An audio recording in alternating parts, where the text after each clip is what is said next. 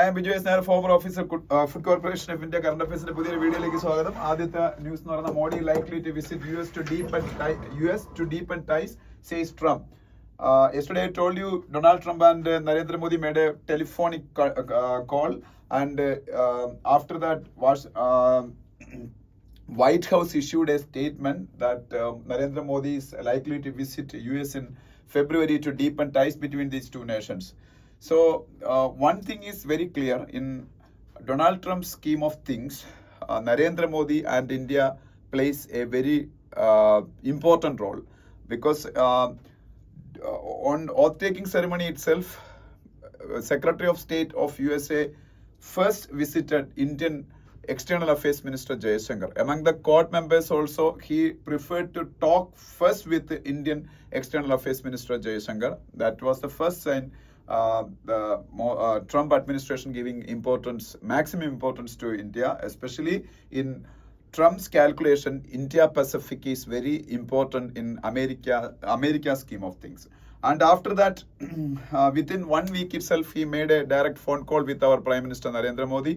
And after that, after the conclusion of talks itself, that telephonic conversation itself, White House issued a statement. That statement itself I saw yesterday in the Google News. That clearly depicting that Donald Trump invited Modi for bilateral talks to USA. That may happen in February. അവർ തങ്ങൾ നടത്തിയ സംഭാഷണത്തെ കുറിച്ചൊക്കെ പറയുന്നുണ്ട്. Actually, Trump requested India to buy more goods from America. In our trade relationship with various countries, India should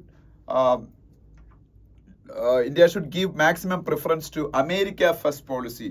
That is what Trump wants from India. America First policy means if India wants to, for example, if India wants to buy petroleum, there are different suppliers of petroleum all around the world. In Africa, there is Sudan, like countries in South America. There are nations supplying petroleum. In West Asia, Gulf nations are there. In Europe, some countries are there. But America is the biggest supplier of petroleum for the world currently. So there are numerous options available in front of India. Russia is the biggest supplier for India. That also you all know. So among all these supplying nations, India should prefer America first. That is his എന്താ പറയുന്നത്, അദ്ദേഹം അതാണ് ഇന്ത്യയിൽ നിന്ന് ആഗ്രഹിക്കുന്നത്. അത് ഞാനൊരു example പറഞ്ഞു. ഇതുപോലെ ഏത് ആവശ്യം വരുമ്പോഴും അമേരിക്ക ഫസ്റ്റ് എന്നുള്ളൊരു policy, even in defence supplies also India should try to make America first policy. That is what Trump wants, and he conveyed that idea to Indian Prime Minister. ഇതൊക്കെയാണ് ഇതിൻ്റെ അകത്ത് പറയുന്നത്, ഈ ഫസ്റ്റ് ന്യൂസിൻ്റെ അകത്ത് പറയുന്നത്. പിന്നെ അദ്ദേഹത്തെ ഇൻഡോ പസഫിക് സ്ട്രാറ്റജിയെ കുറിച്ചൊക്കെ പറഞ്ഞു. Another thing, India is going to conduct Quad meeting this year. Maybe in the mid of this year, India will conduct the Quad summit for the first time. Quad summit means quadrilateral. You all know India, USA, Australia and Japan. That is quadrilateral. If India conduct Quad summit, these four nations heads will come to India for attending that meeting. At that time, Donald Trump will reach India for attending that meeting. Japan's Prime Minister will come to India. Australian Prime Minister Anthony Albanese will come to India. Fumio Kishida is the Prime Minister of Japan. Fumio Kishida, he will also come to India to attend this meeting, because Quad summit was scheduled to conduct in the last year itself, in 2024 itself, but because of the scheduling difficulties due to US election and all, that was postponed to this year.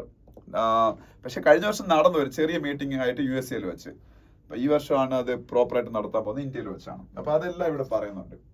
Another very important news, Sri Lankan Navy fires at Indian boat, 2 fishermen injured. Sri Lanka is a thankless country, because Sri Lanka, you all know, Sri Lanka is dependent on India heavily.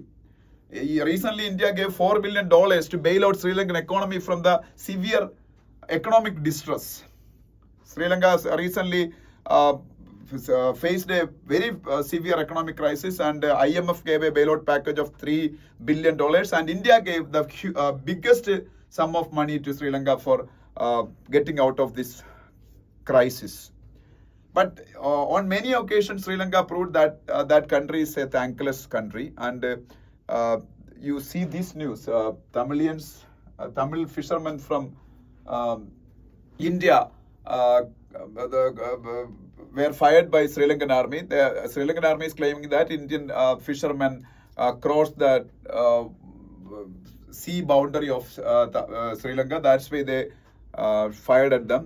That is their claim. But seriously, our fishermen injured. 2 to 3 fishermen were seriously injured.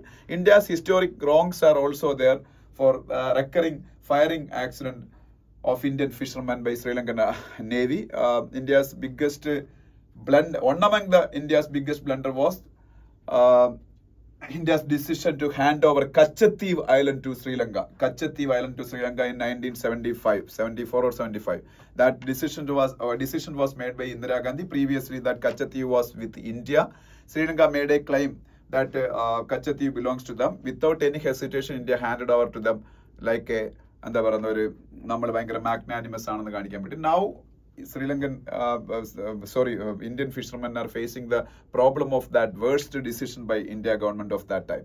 Okay, അതിനെ കുറിച്ചൊക്കെ കൂടുതൽ അറിയണമെങ്കിൽ നിങ്ങൾ എൻ്റെ തന്നെ ഒരു video ഉണ്ട് നമ്മളുടെ ബിജു നായർ ഫാക്ട് ചെക്സ് എന്ന് പറഞ്ഞ ചാനലിൽ, അത് കണ്ടു നോക്കിയാൽ മതി കച്ചത്തീവ് വിഷയത്തിനെ കുറിച്ച്.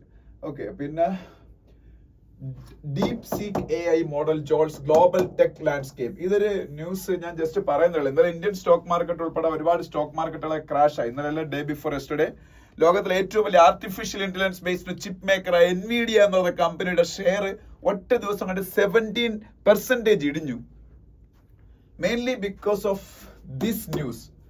ഒരു ചൈനീസ് സ്റ്റാർട്ടപ്പിന്റെ പേര് ഡീപ് സീക്ക് എന്നാണ്. ഡീപ് സീക്ക് അവര് വേൾഡിലെ ഏറ്റവും മികച്ച ആർട്ടിഫിഷ്യൽ ഇന്റലിജൻസ് കമ്പനി ആയി മാറാനുള്ള കുറെ അവരുടെ സംഭവങ്ങൾ അവർ അവതരിപ്പിച്ചു. അപ്പൊ അത് ടെക് വേൾഡ് കംപ്ലീറ്റ് എന്താ പറയുക ജോൾട്ടഡ് ആയിപ്പോയി ഇവരുടെ ടെക്നോളജിക്കൽ പ്രോവസ് കണ്ടിട്ട്. അപ്പോൾ അത് അമേരിക്കൻ ആർട്ടിഫിഷ്യൽ ഇന്റലിജൻസ് കമ്പനികൾക്കൊക്കെ വലിയ തലവേദനയാവും. China will become the next big power centre of artificial intelligence എന്നുള്ള അസംഷനിൽ stock market reacted panically. Especially Wall Street based stock indices crashed like anything, and Nvidia's share plunged 17%. അങ്ങനെ Nvidia നിങ്ങൾക്ക് എല്ലാവർക്കും അറിയാം, ലോകത്തിലെ ഏറ്റവും കൂടുതൽ മൂല്യമുള്ള കമ്പനികളിൽ ഒരെണ്ണമാണ്. അപ്പൊ അതിനെല്ലാം കാരണം ഡീപ് സീക്ക് എന്ന് പറയുന്ന ഒരു പുതിയ Chinese player, A new player in the artificial intelligence AI race. The Chinese startup DeepSeek has created a buzz in global tech circles with the launch of its cutting edge AI models എന്നാണ് പറഞ്ഞേക്കുന്നത്. Just പറഞ്ഞേ ഉള്ളൂ. ഈ chat GPT ഒക്കെ കിടിലം സംഭവങ്ങൾ അവർക്ക് offer ചെയ്യാൻ പറ്റും at a very cost effective manner എന്നാണ് ഇതിനകത്ത് പറഞ്ഞേക്കുന്നത്. ഓക്കെ, പിന്നെന്താ, പിന്നെ അവിടെ വേറെ ഒന്നും പറയാലോ, എത്രയേ ഉള്ളൂ ഫസ്റ്റ് പേജില്. Next States page again stampede like situation happened in a religious event in Uttar Pradesh and 7 dead.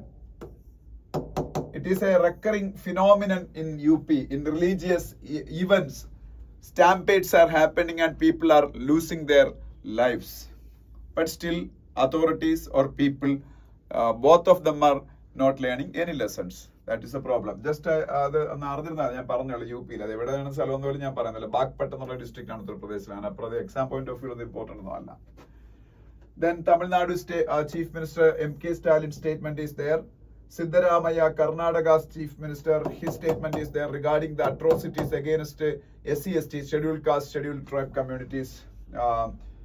അത് ജസ്റ്റ് അറിഞ്ഞിരിക്കുക, അവിടുത്തെ വിഷയങ്ങൾ അതൊക്കെ കർണാടകത്തില്. But another important news is there. You can see the photo of Assam Chief Minister Himanta Biswa Sharma. Himanta Biswa Sharma is the Chief Minister of Assam. Assam is the biggest state in northeastern India, and BJP is ruling Assam. So Himanta Biswa Sharma is a BJP politician. He is the Chief Minister of Assam. He made a very dramatic announcement that Assam is going to have another capital, a second capital, and its name is Dibrugarh. Dibrugarh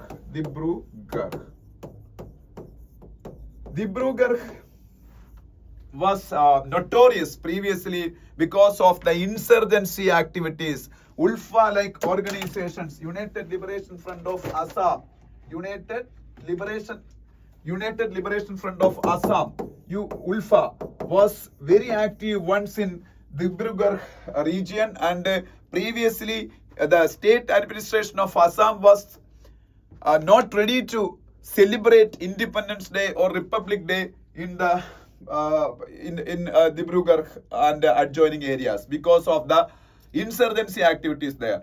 But this Republic Day was celebrated by Assam government officially in Dibrugarh, and Himanta Biswa Sharma, the Chief Minister of Assam, made an announcement that Dibrugarh is going to become the second capital of Assam.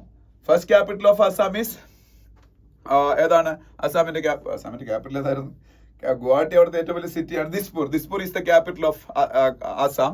Second capital of Assam ആയിട്ട് 3 years കൊണ്ട് ദിബ്രുഗർഹ് മാറ്റും എന്നാണ് ഇതിൽ chief minister പറഞ്ഞേക്കുന്നത്. Okay, അറിഞ്ഞിരിക്കുക. Then next page, nothing is there to discuss in the 5th page. And we will go to editorial page now. First editorial is about the outbreak of a disease in India. And its name is Guillain-Barré syndrome, GBS.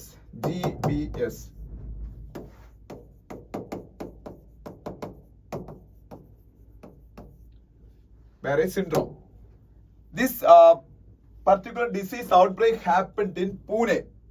പൂനെയിലാണ് ഈ outbreak ഉണ്ടായിരിക്കുന്നത്. It is because of a bacterial infection. This disease can be caused by bacterial infection and viral infection, but in this particular Pune incident, those GBS cases were happened by a bacteria. As per the studies, that name of that bacteria is Campylobacter jejuni. Campylobacter jejuni എന്ന് പറഞ്ഞൊരു bacteria ആണ്, പഠിക്കണ്ട. Actually, this bacteria is found in contaminated food and contaminated water because of the non-hygiene of people there. This outbreak is happening in Pune. That is evident because Campylobacter jejuni bacteria found in contaminated food and water only. ഇപ്പൊ ഈ ഏതാണ്ട് 70ക്ക് മുകളിൽ cases, 72 cases അങ്ങനെ അവിടെ report ചെയ്യപ്പെട്ടിട്ടുണ്ട്. In most of the cases the evidence was എന്ന് പറഞ്ഞ അവിടെ ഈ പറഞ്ഞ പേഷ്യൻസിനെല്ലാം ഗ്യാസ്ട്രോ എൻട്രൈറ്റിസ് ഉണ്ടായിരുന്നു, വോമിറ്റിംഗ് ഉണ്ടായിരുന്നു, ഡയറിയ ഉണ്ടായിരുന്നു, നൗസിയ ഉണ്ടായിരുന്നു, ഇതെല്ലാം ഉണ്ടായിരുന്നു. ഇതെല്ലാം പിന്നീട് ഈ പറഞ്ഞ ഈ കണ്ടാമിനേറ്റഡ് ഫുഡിൽ നിന്ന് ഈ ബാക്ടീരിയ ഉണ്ടാവുന്നു. ആ ബാക്ടീരിയ ശരീരത്തിൽ പ്രവേശിച്ചാണ് ഇതുണ്ടാകുന്നത്. അൾട്ടിമേറ്റ്ലി അത് GBS ആയിട്ട് മാറുന്നു. ഒരു ഡെത്തും സംഭവിച്ചു. ആ ഡെത്ത് സംഭവിച്ച ആളിനും ഈ പറഞ്ഞ എല്ലാ ഇതും ഉണ്ടായിരുന്നു. അപ്പൊ ഈ GBSന്റെ പ്രത്യേകത ഞാൻ കഴിഞ്ഞ ദിവസം പറഞ്ഞതുപോലെ, നമ്മളുടെ ഇമ്മ്യൂൺ സിസ്റ്റം നമ്മളുടെ നെർവസ് സിസ്റ്റത്തിനെ അറ്റാക്ക് ചെയ്യും. നമ്മളുടെ ഇമ്മ്യൂൺ സിസ്റ്റം നമ്മളുടെ നെർവസ് സിസ്റ്റത്തിനെ അറ്റാക്ക് ചെയ്യും. ഗ്രാജുവലി നമ്മളുടെ മസിൽ സ്ട്രെങ്ത് കുറയുകയും അൾട്ടിമേറ്റ്ലി അത് പാരാലിസിസിലേക്ക് പോകാനുള്ള സാധ്യതയുണ്ട്. അതാണ് GBSന്റെ ഒരു ഇത് പറയുന്നത്. GBSന്റെ പ്രശ്നം. GBS എന്ന് പറഞ്ഞാൽ റെയർ ഒരു ഓട്ടോ ഇമ്മ്യൂൺ ന്യൂറോളജിക്കൽ ഡിസോർഡർ ആണ്. വളരെ റെയർ ആണ്. ഔട്ട് ഓഫ് 1 lakh പോപ്പുലേഷനിൽ 1-2 പേർക്കൊക്കെ മാക്സിമം വരും. അത്രയും കുറവാണ് ഇതിന്റെ ഇൻസിഡൻസ് എന്ന് പറയുന്നത്. അപ്പൊ ഇത് WHO ഇതിനെ കുറിച്ചുള്ള സ്റ്റഡിയൊക്കെ നടത്തിയിട്ടാണ് പറഞ്ഞേക്കുന്നത്. ഇത്തരത്തിലുള്ള ലാർജ് ഒരു ഔട്ട്ബ്രേക്ക് ഓഫ് ദിസ് പ്രോബ്ലം ഇന്ത്യയിൽ അങ്ങനെ ഉണ്ടാവാറില്ല. ഇപ്പൊ ഉണ്ടായ കേസസ് എന്ന് പറഞ്ഞാൽ തന്നെ ഇത് ഇന്ത്യയിൽ ഉണ്ടായ ഏറ്റവും വലിയ ഔട്ട്ബ്രേക്ക് ആണ്. ഒരു വർഷം മാക്സിമം 138 കേസസ് ഒക്കെയാണ് ഇന്ത്യയിൽ ഉണ്ടായിട്ടുള്ള. മുമ്പ് വർഷം തോറും 100 അത്രയൊക്കെ ഉണ്ടാവുള്ളൂ. അപ്പം അങ്ങനെ അത്രത്തോളം പേടിക്കേണ്ട സംഭവമൊന്നും അല്ല. ഇതിൽ പേഷ്യൻസിനെ ട്രീറ്റ് ചെയ്യേണ്ട പ്ലാസ്മ എക്സ്ചേഞ്ച് വഴി അല്ലെങ്കിൽ ഇൻട്രോവെന്യസ് ഇമ്മ്യൂണോഗ്ലോബുലിൻ തെറാപ്പി എന്ന് പറയുന്ന തെറാപ്പി ഉണ്ട്. ഇതൊക്കെ ഉപയോഗിച്ചാണ്.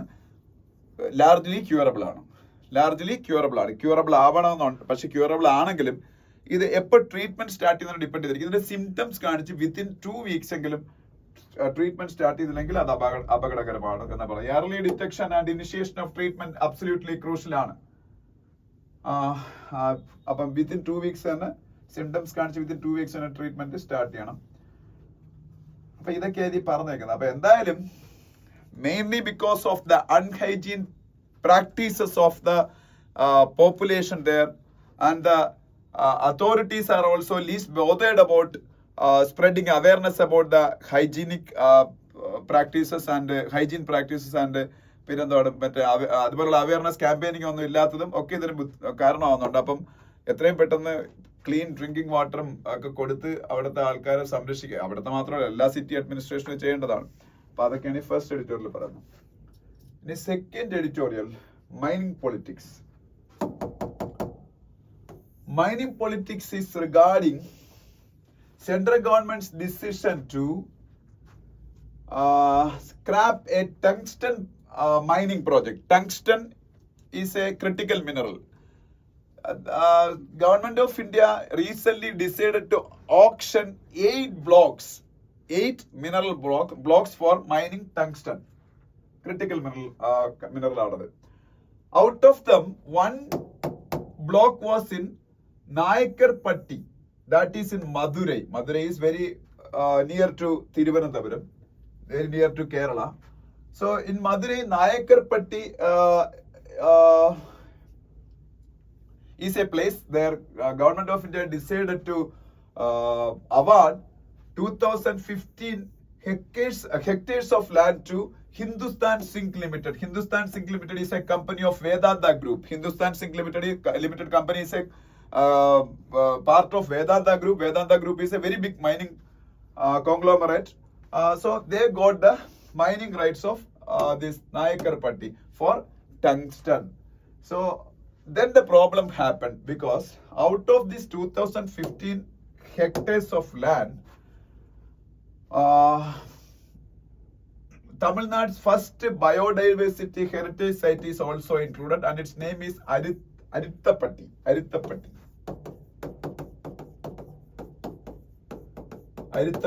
Tamil Nadu's first biodiversity heritage site, that is Arithapatti, and that place was also included in this 2015 hectares in the Nayakarpatti area, which was awarded to Hindustan Zinc Limited of Vedanta Group for mining tungsten. പക്ഷേ ഈ നായക്കർപട്ടിയുടെ അരിത്തപ്പട്ടി എന്ന് പറയുന്ന സ്ഥലത്തിന്റെ പ്രത്യേകത, first biodiversity heritage സൈറ്റിൽ ഒരുപാട് biodiversity ഉള്ളതിനൊപ്പം തന്നെ historical cave temple is there, Jain symbols are there, Tamil Brahmi scripts are there, and a lot of rare species habitats are also there. So people started protesting against this project. So center and the BJP, Tamil Nadu state, Tamil Nadu BJP and the central government first defended their move, because അവർ പറഞ്ഞെന്ന് വെച്ചാൽ ഈ പറഞ്ഞ 2015 ഹെക്ടേഴ്സിൽ 1.93 square കിലോമീറ്ററിൽ മാത്രമാണ് ഈ അരിത്തപ്പെട്ടി കിടക്കുന്നത്, മീനാക്ഷിപുരം വില്ലേജും ഒക്കെ കിടക്കുന്നത്. അവിടെ മാത്രമേ ഈ പ്രോബ്ലം ഉള്ളൂ, അത് ഒഴിവാക്കാൻ നോക്കാം എന്നൊക്കെയാണ് അവരുടെ ഡിഫൻസ് അങ്ങനെയായിരുന്നു. And they asked GIS, GSI, Geological Survey of India, to explore redefining the boundaries by excluding the biodiversity site. ഈ ബയോഡൈവേഴ്സിറ്റി സൈറ്റ് അരിത്തപ്പെട്ടി ഒഴിവാക്കിക്കൊണ്ട് ഈ നായക്കർപട്ടി ടങ്സ്റ്റൺ ബ്ലോക്ക് എങ്ങനെ മുന്നോട്ട് കൊണ്ടുപോകാന്നുള്ളതിനെ കുറിച്ച് പഠിക്കാൻ ജിയോളജിക്കൽ സർവേ ഓഫ് ഇന്ത്യയോട് ഗവൺമെന്റ് ഓഫ് ഇന്ത്യ ആവശ്യപ്പെടുകയും ചെയ്തു. But before geological survey of India giving report to government of India decided to abruptly scrap that project. That is the reason behind that abrupt scrapping of that project is Tamil Nadu BJP chief Annamalai recently visited central government officials and ministers with the local people's representatives. അപ്പം ആ ഒരു political intervention കൊണ്ടാണ് അത് വേണ്ടെന്ന് വെച്ചത്. പക്ഷെ ഹിന്ദു അതിനെ criticise ചെയ്തേക്കുക. കാരണം ടങ്സ്റ്റൺ പോലുള്ള critical minerals are very important for India, and it is A fact that only 1.93 square kilometre out of this 2015 hectares of land is included in this ഈ പറഞ്ഞ ബയോഡൈവേഴ്സിറ്റി ഹെറിറ്റേജ് സൈറ്റിൽ ഇൻക്ലൂഡഡ് ആയിട്ട് അത്രയേ ഉള്ളൂ. So പീപ്പിളിനെ പറഞ്ഞ് മനസ്സിലാക്കിയിട്ട് geological survey of ഇന്ത്യയുടെ report കൂടെ വന്നതിന് ശേഷം ഒരു കൺസെൻസസ് ബിൽഡ് ചെയ്ത് നമുക്ക് മുമ്പോട്ട് പോയത്. Especially tungsten is very important for the manufacturing of defence items, and it is A very very rare mineral very, very rare mineral. India is only having 5% tungsten as compared to our total requirement. നമ്മളുടെ total requirement compare ചെയ്യുമ്പോൾ only 5% നമ്മൾ അവിടെ ഉള്ളൂ. അത് തന്നെ തമിഴ്നാടിലും ഹരിയാനയിലും ഉത്തരാഖണ്ഡിലും west ബംഗാളിലും കർണാടകയിലും രാജസ്ഥാനിലും ആന്ധ്രാപ്രദേശിലും എല്ലായിടത്തുമായിട്ടാണ്. ലോകം മുഴുവനും ഇതിന്റെ പ്രൊഡക്ഷൻ വളരെ കുറവായതുകൊണ്ട് എല്ലാ രാജ്യങ്ങളും വാങ്ങി പൈലപ്പ് ചെയ്യുന്ന ഒരു സാധനമാണിത്. സോ ഇത്തരത്തിലുള്ള ഒരു ക്രിട്ടിക്കൽ മിനറൽ ബ്ലോക്ക് ടോട്ടലി ഒരു ക്രിറ്റിസിസത്തിന്റെ പേര് വേണ്ടെന്ന് വെക്കണ്ടായിരുന്നു എന്നാണ് ഈ എഡിറ്റോറിയൽ പറഞ്ഞേക്കുന്നത്. അതാണ് രണ്ടാമത്തെ editorial. Then the budget pipeline and India's foreign policy ambitions. That is a article in the editorial page of Hindu newspaper today. So India's budget will come on Saturday. Saturday is February 1st. Every year India presents, India government, India's finance ministry presents budget of India on February 1st only. So day after tomorrow, India's economic survey will be presented in the Lok Sabha. Economic survey is being prepared by Chief Economic Advisor to Government of India. That is Ananda Nageswaran. Ananda Nageswaran is the Chief Economic Advisor to Government of India. He is preparing our economic survey currently on January 31st. That is day after tomorrow. It will be presented in the Lok Sabha. On the very next day, on February 1st, India's budget will be presented by our Finance Minister Nirmala Sitharaman. Nirmala Sitharaman is the first full-time woman Finance Minister of India. First full-time woman Finance Minister of India. So, we can expect a lot of articles about our budget in the coming days. After the releasing of budget, there will be budget analysis, many budget analysis related articles in Hindu newspaper. Before the presentation of budget, Hindu will feature these kinds of expectations. These are the expectations. This article is regarding Ministry of External Affairs expectation about the budget. ഇപ്പൊ ministry of external അഫയേഴ്സിനും ഈ contribution കിട്ടാറുണ്ട് ബഡ്ജറ്റിൽ നിന്ന്. Last budget of India gave a 23% hike for the External Affairs Ministry's budget allocation. That is a very positive outcome in the last budget, because if you consider 2017 to 2023 period, there was a modest 4% annual increase in the budget allocation of External Affairs Ministry. അപ്പൊ external affairs മിനിസ്ട്രിക്ക് വെറും 4% budget hiking കഴിഞ്ഞ ഒരു 7-8 വർഷം കൊണ്ട് കൊടുത്തിരുന്നുള്ളൂ. പക്ഷെ last ബഡ്ജറ്റിൽ അത് around 23% hike കൊടുത്തു. That is a very good decision, because India is a very, very big economy, and India is the fastest growing economy among the world countries, and India will become the 4th largest economy by 2026, and by 2027-28 India will become the 3rd largest economy. India is the leader of global south nations. Global south nations means developing nations. So India should be well connected with all the countries around the world to keep our dominant position in the global diplomatic world. Okay, for that Indian foreign ministry needs a lot of money. Especially another competitor of India, China, is spending a lot of money all around the world in each and every continent to outsmart India and USA and to grow their influence in all those countries. So India cannot go back in our endeavor to spread our influence around the world. China അങ്ങനെ ചെയ്യുമ്പോൾ അപ്പൊ അതൊക്കെയാണ് ഈ പറയുന്നത്. അപ്പോ ഇന്ത്യയുടെ connectivity issues, connectivity projects ഉണ്ട് ഇന്ത്യയുടെ. ഇപ്പം India Middle East economic corridor എന്നൊക്കെ, India Middle East Europe economic corridor, അല്ലെങ്കിൽ international north south transport corridor, lot of connectivity projects are there. അതുപോലെ India is giving money for infrastructure projects to our neighboring nations, African countries, etc. India is giving money to ASEAN countries or also for various development initiatives. So for all those things, in India's external affairs ministry needed money. Appo adukondu very constant support. Now India's India government's budget contribution to the external affairs ministry is 0.4% of GDP. 0.4% of GDP. അപ്പൊ ഇന്ത്യയുടെ മൊത്തം GDP എടുത്താൽ അതിന്റെ 0.4% ആണ് ഇപ്പോൾ നമ്മളുടെ foreign ministry കൊടുക്കുന്നത്. That should be enhanced to 1%. That is what some experts are requesting to India government. That is a very exponential rise, and it is not feasible also in for a developing nation like India. But the others are telling it should be increased to around 0.6 to 0.8% of GDP. That is somewhat modest figure, and that can be met by India government also. In the 0.4% നിന്ന് 1% increase ചെയ്യാന്ന് വെച്ചാൽ it is very big amount. അപ്പൊ എന്തായാലും വലിയൊരു substantial increase വേണം. Especially നമുക്ക് ഈ പറഞ്ഞ ഈ പ്രോജക്ട്സിനൊക്കെ ഉള്ളതിന് പുറമെ IFS ഓഫീസേഴ്സ്, അതായത് നമുക്ക് all around the world we have embassies, consulates, etc. We have to man those missions of India all around the world. So educate ആയിട്ടുള്ള human resources should be maintained in all those offices. അപ്പം എന്നാലും നമുക്ക് നമ്മളുടെ diplomacy, നമ്മളുടെ അതൊക്കെ നന്നായിട്ട് perform ചെയ്യാൻ പറ്റും. അപ്പൊ അതിന് തന്നെ ഒരുപാട് പണം സ്പെൻഡ് ചെയ്തതായിട്ട് വരുമെന്നാണ് പറഞ്ഞേക്കുന്നത്. പിന്നെ അവരെല്ലാം ട്രെയിൻ ചെയ്യണം, അതിന് മണി വേണം. അതല്ല IFS ഓഫീസേഴ്സിന്റെ മാത്രം പോരാ, അതിന്റെ താഴെ അതിന്റെ താഴെയുള്ള അസിസ്റ്റൻസ് എല്ലാം വേണമല്ലോ. പിന്നെ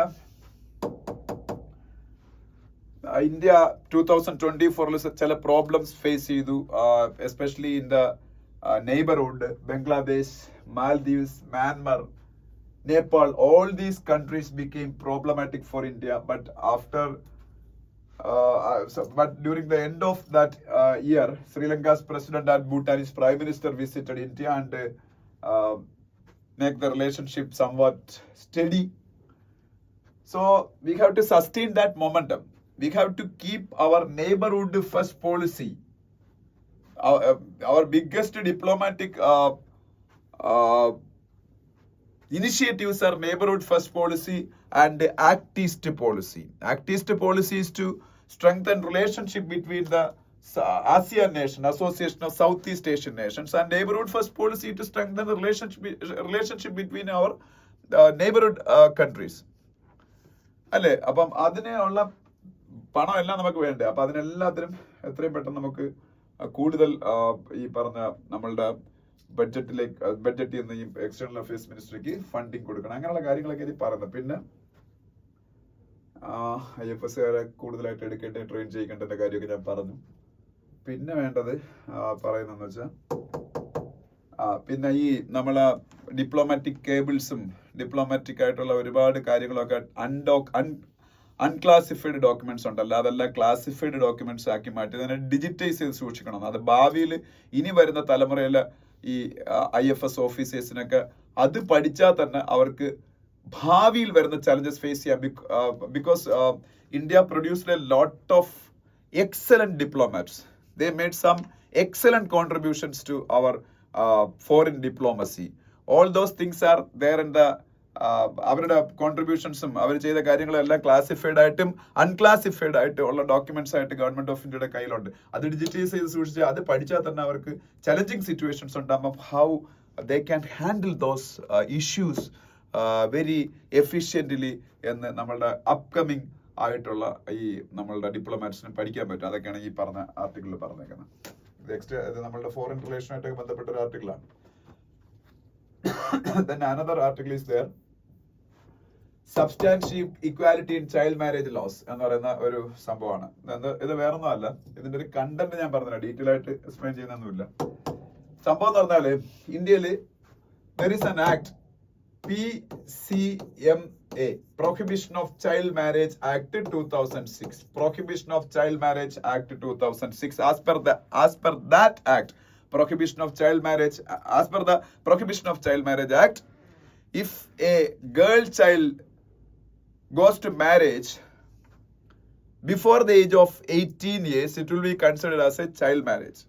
And in the case of boy child, if his marriage happens before the attainment of age of 21, his marriage will be considered as child marriage.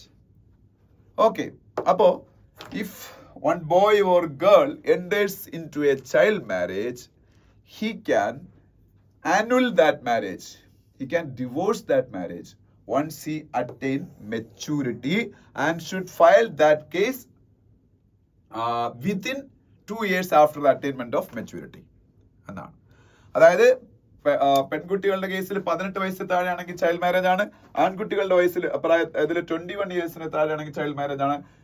ഈ ചൈൽഡ് മാരേജിൽ എൻഗേജ് ആയ കുട്ടിക്ക് വൺസ് മെച്യൂരിറ്റി അറ്റൈൻ ചെയ്താൽ ആ കുട്ടിക്ക് കോർട്ടിൽ പോയി ആ മാരേജിന് ഇല്ലാതാക്കാം, റദ്ദ് ചെയ്യാം. പക്ഷേ വൺസ് മെച്യൂരിറ്റി അറ്റൈൻ ചെയ്തിട്ട് 2 വർഷത്തിനാണ് ചെയ്തിരിക്കണം. എന്തെങ്കിലും ചെയ്താൽ പോരാ, വയസ്സതിന് ശേഷം ചെയ്താൽ പോരാ. മനസ്സിലായോ? That is A rule. പക്ഷേ ഇതില് ഇവര് പറയാന്ന് വെച്ചാല് ഈ വിവാഹത്തിന്റെ കാര്യം പറയുമ്പോ ബോയ്സിന് 21 ആണ് ഏജ്. പക്ഷെ മെച്യൂരിറ്റിയുടെ കാര്യം പറയുമ്പോ ഇന്ത്യയിൽ വേറൊരു ആക്ട് അവർ പറയുന്നുണ്ട്, മെജോറിറ്റി ആക്ട് 1875 എന്നൊരു ആക്ട് പറയുന്നുണ്ട്. Majority act 1875. 1 second.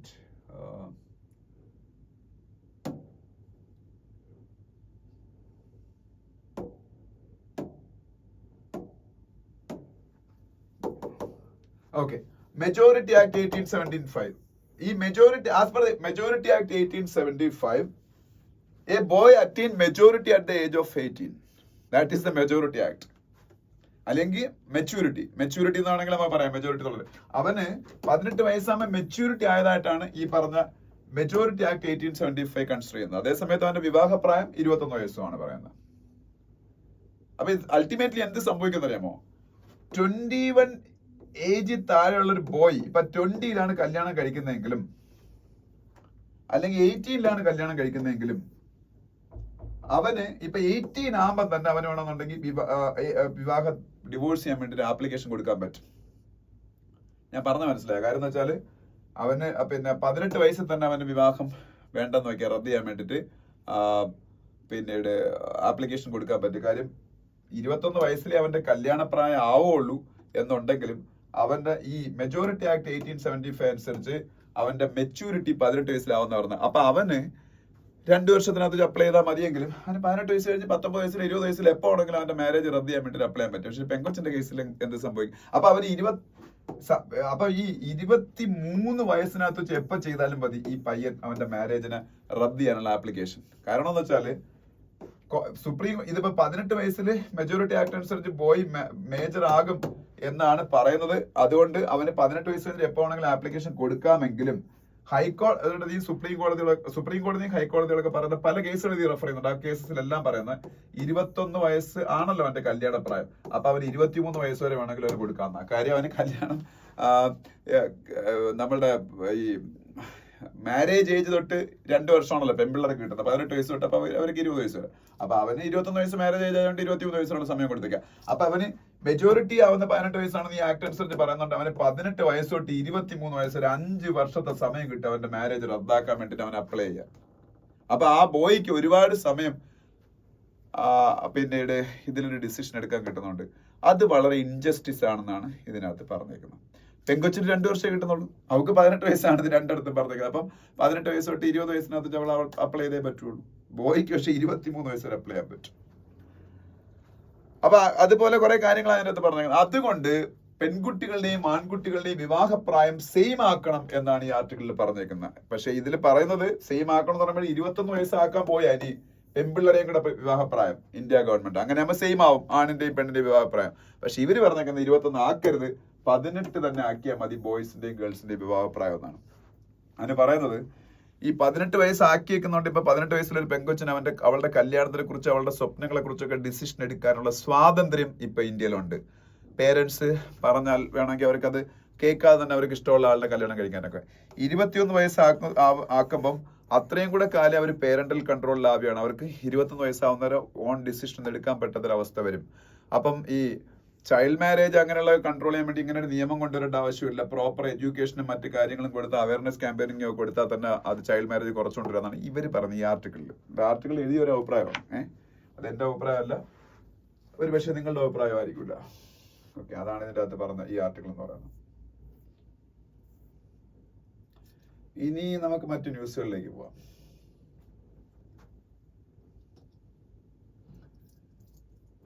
Congress asks if status quo has been restored at LAC.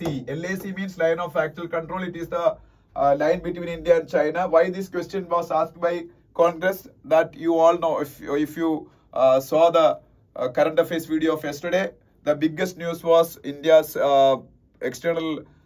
India's foreign secretary Vikram Misri visited China and made some agreements. Out of those agreements, one agreement was to resume Kailas Manasarovar Yatra, resume direct flights to China, to give more visas to Chinese people and Indian men from the China agenda. All those decisions were made and it became very big headlines in all the newspapers in India. That's why the opposition party Congress is asking if the status quo has been restored in LAC. Because of the LAC problem only, India and China's relationship got from bad to worse. Went from bad to worse. Now, after the discussion between Indian Prime Minister Narendra Modi and Chinese President Xi Jinping in Kazan during the BRICS summit, all these new initiatives are happening between these two countries. So opposition party Congress has the right to ask Government of India whether status quo has been restored in LAC line of actual control, because LAC line of actual control was very problematic because of the Chinese incursion into Indian territories. അപ്പോൾ അത് അവർക്ക് ചോദിക്കാനുള്ള അവകാശമുണ്ട്. പിന്നെ വഖഫ് ലോയെ കുറിച്ച് എല്ലാ ദിവസവും ഇന്നലെ ഞാൻ ഡിസ്കസ് ചെയ്തു, പറയുന്നില്ല. Choice of secular inheritance law should apply to all faiths, CG. അതൊരു പഠിക്കേണ്ട ആവശ്യമില്ല. കാര്യം എന്താണെന്ന് വെച്ചാൽ അതൊരു നിയമമൊന്നുമല്ല. ചീഫ് ജസ്റ്റിസ് ഓഫ് ഇന്ത്യ ഇന്നലെ ഒരു മലയാളി മുസ്ലിം വുമന്റെ ഒരു കേസ് കേൾക്കുമ്പോൾ പറഞ്ഞ ഓറൽ ഒബ്സർവേഷൻസ് ആ. Once it became verdict, then only we have to study ഇത്തരത്തിലുള്ള കാര്യങ്ങൾ. Okay. AACR study shows post-COVID recovery, but many students still lag in reading arithmetic. What is AACR?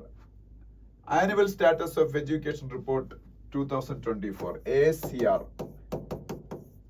This report is prepared by Education Ministry of India. This report is prepared by Education Ministry of India.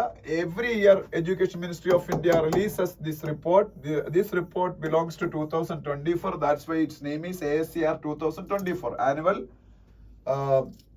Status of Education Report 2024. After COVID, many students were lagging in reading and arithmetic skill because of that online classes and all. Now students are recovering. That is the main news of this AACR 2024 report. Okay. പിന്നെ ബീരേൻ സിംഗുമായിട്ട് ബന്ധപ്പെട്ട news ഉണ്ട്. Who is Biren Singh? Biren Singh is the Chief Minister of Manipur. And our Supreme Court of India also celebrated Diamond Jubilee. Supreme Court of India also celebrated Diamond Jubilee along with our Indian Constitution. അപ്പോൾ അതിന്റെ celebrations കഴിഞ്ഞ ഒരു വർഷമായിട്ട് നടന്നുകൊണ്ടിരിക്കുകയായിരുന്നു. അതിന്റെ ഒരു കൾമിനേഷനെ കുറിച്ചൊക്കെ ഇത് പറഞ്ഞേക്കുന്നത്. Here you can see the photo of Chief Justice of India, that is Sanjeev Khanna. Sanjeev Khanna is the Chief Justice of India. All other news related to politics, so no need for discussing all those news. Political news. Next page. ISRO set for a historic 100th launch from Sriharikota. This is the news of today's Hindu newspaper, and tomorrow's Hindu newspaper will very prominently publish ISRO successfully launched its 100th mission. That I can confidently say because already that launching happened and ISRO achieved that launching with 100% precision. So ISRO's 100th launching from Sriharikota, that 100th launching is using, I think, GSLV F-15.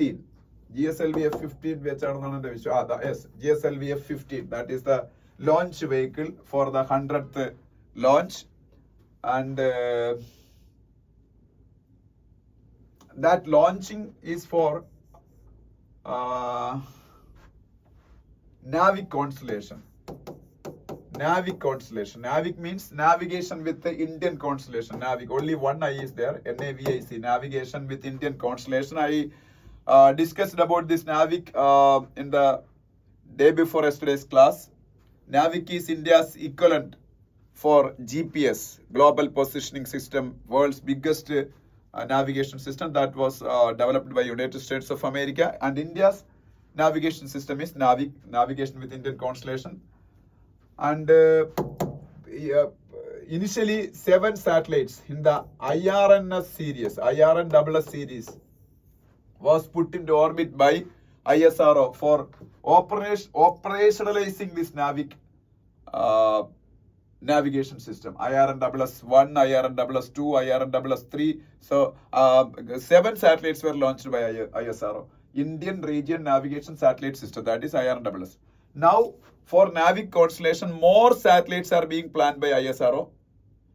I told you already, IRNSS series has 7 satellites that were put into orbit by ISRO 5 years back itself.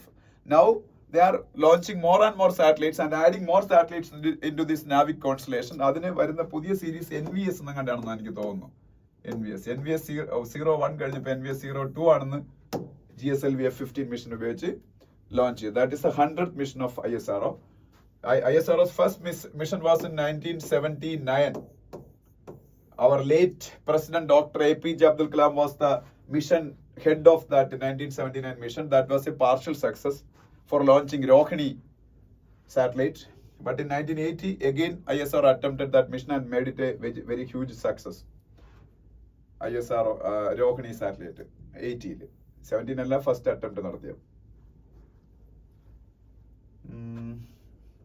Then there is photograph of Yogi Adityanath, Uttar Pradesh Chief Minister. He made some references about Mahakumbh Mela that is happening in Prayagraj district of Uttar Pradesh. Then this is a recommendation from WHO, World Health Organization. We should replace our table salt with lower sodium salt substitutes that contain potassium. WHO, World Health Organization, is always recommending us to reduce our consumption of salt to less than 2 gram per day. But we are consuming very higher amount of salt as compared to the recommended 2 gram per day. Indians are consuming average 8 gram per day, 4 times the figure prescribed by WHO, World Health Organization. So ultimately, the huge consumption of salt will lead to hypertension, blood pressure increase, hypertension, and it will lead to cardiovascular diseases, kidney diseases, sometimes paralysis, hypertension. Everything will be associated with the huge consumption of salt by people all around the world. Indian people are consuming more than the global average. So WHO is recommending to replace this salt, sodium chloride, with potassium compounds. Salt അതിൽ അപ്പോഴും കാണും, പക്ഷെ അതിൽ കുറെ potassium ആയിരിക്കും. ഞാനിപ്പം ഒരു കാര്യം പറയാം, ഞാൻ വീട്ടിൽ ഉപയോഗിക്കുന്ന സാൾട്ട് എന്ന് പറഞ്ഞാൽ ടാറ്റയുടെ ഒരു സാൾട്ടാണ്. അത് സ്മാർട്ട് ബസാറിലൊക്കെയാണ് ഞാൻ കണ്ടത്, അങ്ങനെയാണ് ഞാൻ വാങ്ങിക്കാൻ തുടങ്ങിയത്. അത് that is sodium chloride it self, but it is 15% less sodium contained sodium chloride. അതാണ് എൻ്റെ പ്രത്യേകത. അതായത് സോഡിയം ക്ലോറൈഡ് ആണ് അതിൻ്റെ അകത്തുള്ളത്, പക്ഷെ 15% കുറച്ച് സോഡിയം അതിൻ്റെ അകത്തുള്ളത്. സാധാരണ നമ്മുടെ ഉപ്പ് പാക്കറ്റിൽ, നമ്മളുടെ ഈ അയഡൈസ്ഡ് ഉപ്പ് പാക്കറ്റിൽ കാണുന്നേക്കാൾ 15% സോഡിയം കുറവാണ്. ടാറ്റയുടെ ഒരു സാൾട്ടാണ്. നിങ്ങൾക്ക് അത് ഗൂഗിളിൽ സെർച്ച്, സോറി ഈ ആമസോണിലൊക്കെ നോക്കിയാൽ കാണാം, അല്ലെങ്കിൽ സൂപ്പർ മാർക്കറ്റിലൊക്കെ പോകണ്ടെന്ന് തോന്നുന്നു. ഞാനതാ വാങ്ങുന്നത്. കാര്യം നമ്മൾ 85% സാൾട്ടേ അപ്പോൾ അതിൻ്റെ അകത്തുള്ളൂ. അപ്പം നമ്മൾ ഉപയോഗിക്കുന്നത് ക്വാണ്ടിറ്റി ശകലം കൂടിയാൽ അതിൻ്റെ അത് സാൾട്ട് കണ്ടന്റ് കുറവാണ്. പക്ഷെ നമുക്ക് അങ്ങനെ തോന്നത്തേ ഇല്ല, നല്ല ഉപ്പായിട്ടേ ഫീൽ ചെയ്യുള്ളൂ. But it salt content is less. അത് ടാറ്റയിൽ അങ്ങനെ ഒരു പ്രോഡക്റ്റ് ഉണ്ട്, ടാറ്റ സാൾട്ടിന്റെ. അപ്പൊ അതൊക്കെ മേടിച്ച് ഉപയോഗിക്കാൻ നോക്കുക, അല്ലെങ്കിൽ ഭാവിയിൽ പ്രശ്നങ്ങളുണ്ടാവും. പിന്നെ business page, nothing to discuss. some companies' quarterly performance is their Q3 performance. Each and every quarter, listed companies has to give their quarterly results, whether they make profit or loss. They have to announce before the public, because it is a public limited company. That's why Hyundai announced their result, TVS announced their result. All these results are there in the business page. അത് നമുക്ക് വേണ്ട, അതുകൊണ്ട് നമുക്കത് വിട്ടേക്കാം. World പേജിലേക്ക് പോകുമ്പോൾ world പേജിൽ Pakistan related ആയിട്ടുള്ള ന്യൂസ് ഉണ്ട്. You can see the photograph of president of Pakistan, that is Asif Ali Zardari. Asif Ali Zardari is the president of Pakistan, and the prime minister of Pakistan is Shahbaz Sharif. Prime minister of Pakistan is Shahbaz Sharif. പിന്നെ സെർബിയയുടെ prime minister quit ചെയ്തു. അതുകൊണ്ട് there is no need to write down this name. Milos Vučić was the prime minister of Serbia, and he quitted that position. That's why no need to write his name. Serbia's capital is Belgrade. Belgrade is the capital of Serbia. Belgrade is the capital of Serbia. Serbia is a European country. Pinna India's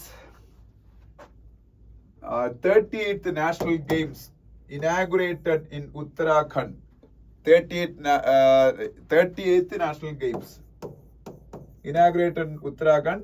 Capital of Uttarakhand, Dehradun. Dehradunലാണ് അത് നടക്കുന്നത്. Indian Prime Minister Narendra Modi inaugurated 38th National Games of India in Dehradun, capital of Uttarakhand. You can see the Chief Minister of Uttarakhand, Pushkar Singh Dhami, standing along Indian Prime Minister Modi. And the day before, yesterday also I spoke in length about Uttarakhand because of the fact that Uttarakhand started implementing uniform civil code in Uttarakhand from January 27 onwards.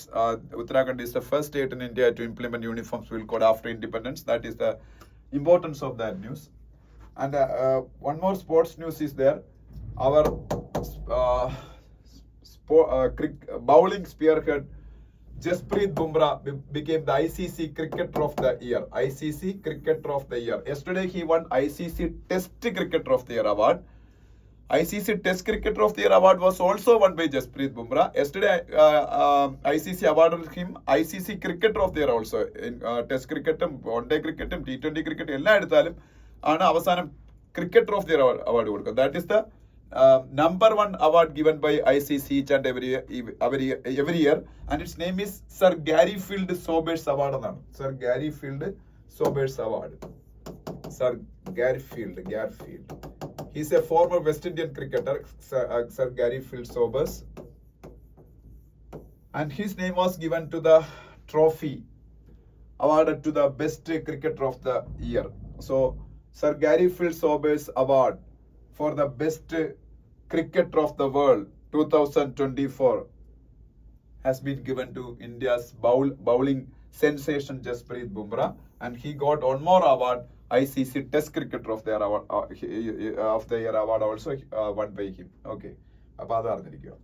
Next പേജിലേക്ക് പോകുമ്പോൾ Davis കപ്പിനെ കുറിച്ചുള്ള news കാണാം. Davis cup is A team tennis championship. It is exclusively for mail.